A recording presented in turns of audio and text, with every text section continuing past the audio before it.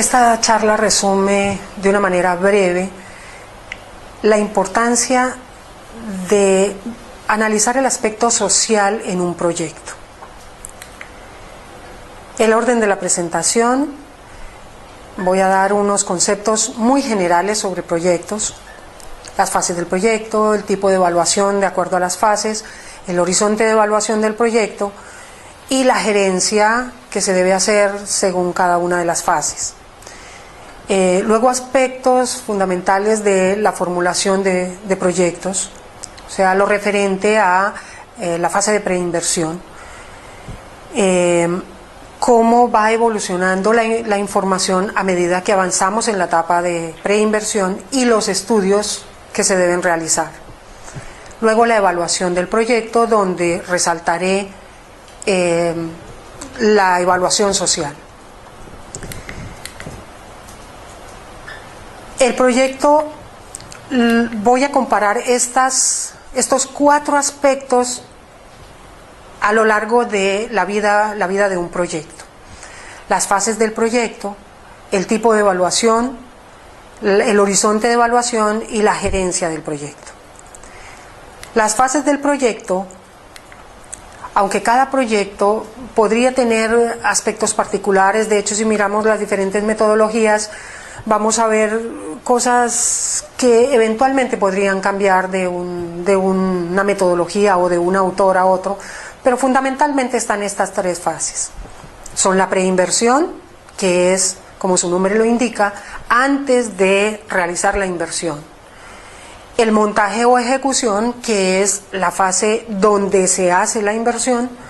Y la operación del producto del proyecto, que es, una vez terminado el proyecto, cómo se opera, cómo se saca el fruto a ese producto del proyecto. El tipo de evaluación que se hace en la fase de preinversión se llama la evaluación ex ante, es una evaluación antes de, y pretende determinar si el proyecto es viable o no, si el proyecto conviene o no realizarlo. Durante el montaje del proyecto o la ejecución del proyecto se hace un control o seguimiento.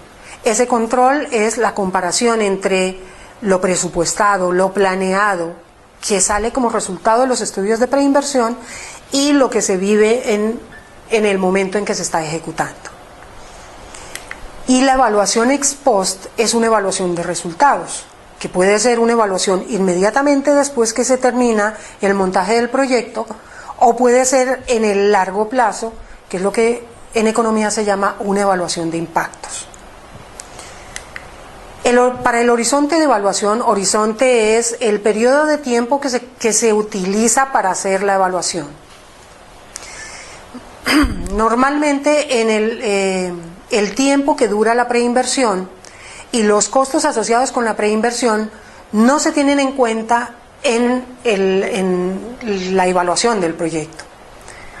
Evaluar pues implica ver si el proyecto vale la pena hacerlo o no, y vamos a comparar cuáles son los beneficios o ingresos de un proyecto y compararlo contra los costos o egresos de un proyecto.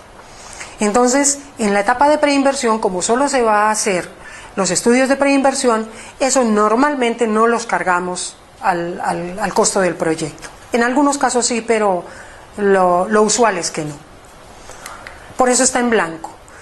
Pero en el momento del montaje, todo el periodo que transcurra, que puede ser una semana, o puede ser un mes, o un año, o pueden ser muchos años, como en el caso de proyectos de infraestructura, cualquiera que sea el tiempo que transcurra, lo vamos a considerar como si fuera el año 0. Eso lo llevamos al flujo de caja o flujo de fondos como año 0. Y los años siguientes, del 1 hasta el n, corresponden a lo que propiamente se llama el horizonte de evaluación del proyecto, que es durante el periodo en el cual vamos a registrar los ingresos y los egresos para luego aplicar los indicadores de rentabilidad. La gerencia, pues en En la primera parte puede ser una gerencia del proyecto, pero lo más usual es que hablemos de un gerente de proyectos como la persona que está a la cabeza del proyecto en la etapa de montaje o de inversión. Y luego en la etapa de operación del producto del proyecto, allí no se le llama gerente de proyecto, sino gerente de operaciones o gerente de producción. Si queremos mirar cómo es la evolución de la información que requerimos para cada una de las etapas en esta primera fase del proyecto, que es la preinversión, entonces vemos que en la formulación podemos empezar con una idea. ¿De dónde nos surge la idea? Esa idea nos sale del análisis de la problemática. Esta idea, podríamos colocarla ideas en plural, porque tenemos varias posibilidades de solución. En esta primera parte hacemos el análisis de las soluciones y escogemos una. Cuando tenemos una solución y planteamos el objetivo del proyecto y planteamos los antecedentes del proyecto, podemos tener un perfil del proyecto. Ese perfil implica que tenemos ya una única solución y además buscamos información secundaria, información que ya existe, y vamos agregando, y ya tenemos de una manera un poco más nítida si el proyecto puede funcionar o no. Pero luego necesitamos hacer parte de la evaluación y tenemos la prefactibilidad. O sea, la prefactibilidad puede ser entre la etapa de formulación y la evaluación, tiene los dos elementos. Al finalizar la prefactibilidad, entonces podemos tener, para algunos proyectos, podemos tener ya la decisión de hacerlo o no hacerlo. Cuando hablaba de proyectos grandes o proyectos pequeños, me refería justamente a esto. Un proyecto grande, un megaproyecto, no puede quedarse en una prefactibilidad, porque la prefactibilidad podemos tener información secundaria, información que no viene de primera mano. Entonces, para esos megaproyectos que generalmente tienen una inversión muy grande, necesitamos evolucionar a una nueva etapa que es la factibilidad. Allí hacemos estudios muy rigurosos, podemos hacer ensayos, por ejemplo, en un proyecto de infraestructura, podemos hacer ensayos de suelos, ensayos de materiales, cada uno en sí mismo es una investigación muy rigurosa. Podemos hacer estudios de mercado, también muy rigurosos para generar esa información primaria.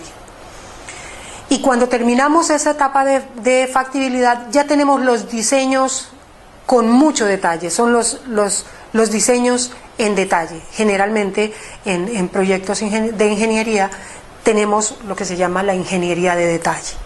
Solo ahí podemos hacer la inversión.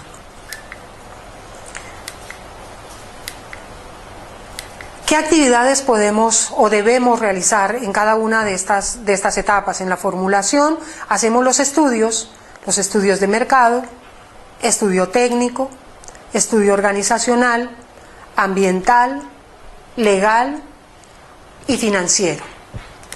Y en la evaluación podemos hacer una evaluación financiera o una evaluación social. La comparación entre la evaluación social y la evaluación financiera la podemos ver analizando los tipos de proyectos. Entonces podemos tener, de acuerdo a cuál es la razón por la cual se ejecuta un proyecto, podemos tener un proyecto privado, que es el que persigue un retorno de la inversión para un inversor, y el proyecto social, que es el que persigue el bienestar para una comunidad. En el caso del proyecto privado yo puedo hacer dos tipos de evaluación. Una evaluación financiera, que es la evaluación privada, y una evaluación social. En principio, si hacemos la evaluación financiera, está perfecto porque es lo que interesa al inversor. Pero ya en este momento vale la pena que hagamos la evaluación social. ¿Por qué es importante la evaluación social? Al margen de nuestro compromiso como seres humanos, porque nos puede traer beneficios. Si estamos concursando en una licitación lo que haga nuestro proyecto en beneficio de la sociedad puede inclinar la balanza en favor de nuestro proyecto y no implica un uso importante de recursos para hacer la evaluación social, porque con la misma información que tenemos para hacer la evaluación privada podemos hacer la evaluación social. ¿De dónde sacamos esa información? La sacamos de los estudios de preinversión. Entonces aquí ya vamos a ver los estudios como un todo y cuál es la esencia. ¿Qué variables podemos medir y podemos cuantificar en cada uno de los estudios?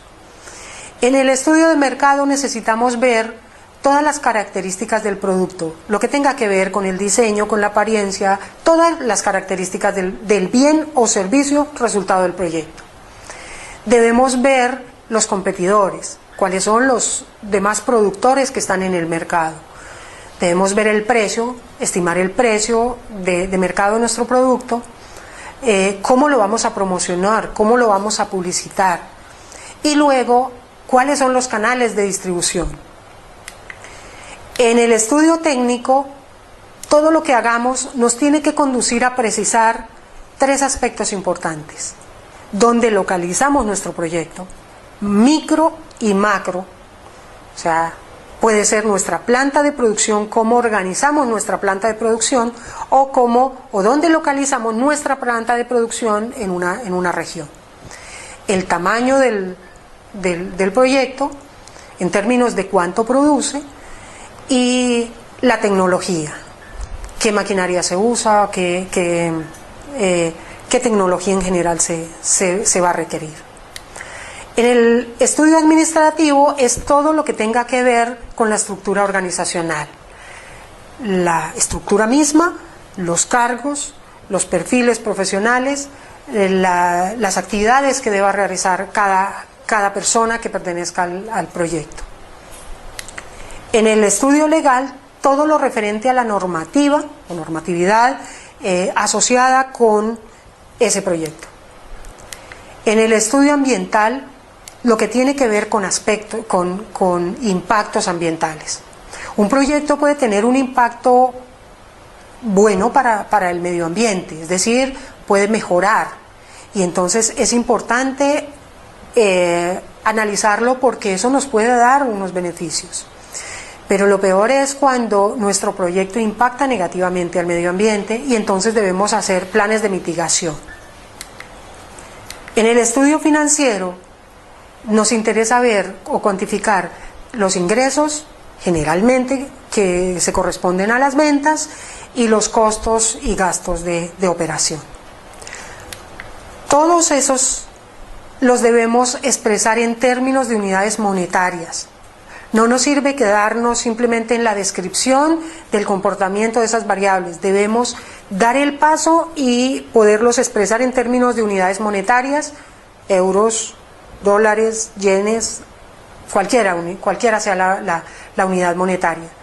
En términos de positivo y negativo. Positivo los ingresos y negativo los egresos. Llevarlos al flujo de caja o flujo de fondos, y ahí es donde podemos aplicar la evaluación social y la evaluación privada. ¿Qué diferencia hay entre las dos? Que la evaluación privada tiene en cuenta que esas cantidades que están incluidas en el flujo corresponden a precios de mercado, es decir, los precios que se fijan por la libre competencia, por el mercado mismo, por la relación entre productores y consumidores. En cambio, en la evaluación social son unos precios especiales, son unos precios sociales, se llaman precios cuenta o precios sombra, y dependen de las relaciones que haya en el producto, en la producción de cada uno de esos bienes en cada país. Los precios cuenta o precios sombra para España son diferentes que para Francia, que para Colombia, para cualquier otro país, porque depende de la riqueza y de la forma como se produzcan esos bienes en cada país. De ahí en adelante, casi que los indicadores son exactamente los mismos, pero al usar, por ejemplo, el valor presente neto o valor actual neto, la tasa interna de retorno, la relación beneficio-costo, hacerla con precios de mercado, pues tenemos la evaluación privada. pero si con esos mismos indicadores utilizamos precios sombra o precios cuenta, que son los precios sociales, pues tenemos la evaluación social. ¿Qué nos da la evaluación privada? Nos da información si ese proyecto vale la pena hacerlo desde la perspectiva del inversor. Y en la evaluación social nos está diciendo si ese proyecto es beneficioso para la sociedad. Lo deseable sería que las dos evaluaciones dieran positivas. Pero para un inversor, simplemente si la evaluación privada es positiva, ya le viene bien. La nueva tendencia y que en el mundo se está desarrollando con mucha fuerza es la evaluación desde la perspectiva de la sostenibilidad. En este momento, el desarrollo sostenible es el concepto hacia donde deseablemente deberíamos ir todos. Que todos y cada uno de los proyectos, que todas y cada una de las empresas tuvieran en cuenta este concepto. Ya no solamente la parte económica que asociamos con la generación de riqueza para el dueño de los recursos, y la parte social, que es la manera como impacta el proyecto a la sociedad. Ahora ya debemos incluir un nuevo componente, que es el componente ambiental. De la relación de estos tres componentes, cuando los tres convergen, decimos que hay un desarrollo sostenible. La teoría es que solamente si producimos en esas condiciones, teniendo en cuenta esos tres elementos, en el mediano y en el largo plazo, nuestros negocios van a ser sostenibles. Es el marco de lo que se llama la responsabilidad social corporativa o responsabilidad social empresarial.